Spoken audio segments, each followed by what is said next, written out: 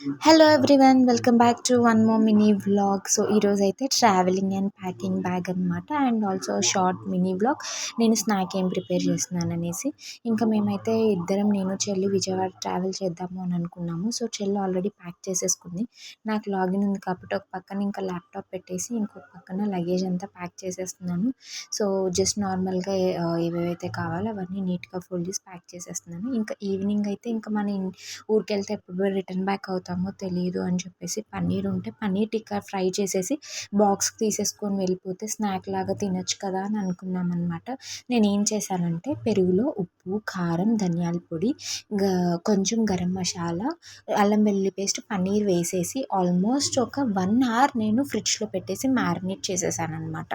మీకు ఇష్టమైతే నిమ్మకాయ పిండుకోవచ్చు, లేదంటే స్కిప్ చేసుకోవచ్చు. పెట్టేసి ఇట్లా కళాయిలో ఆయిల్ తీసేసుకొని షాలో ఫ్రై, డీప్ ఫ్రై చేయకూడదు, ఇది షాలో ఫ్రై లాగా చేయాలి.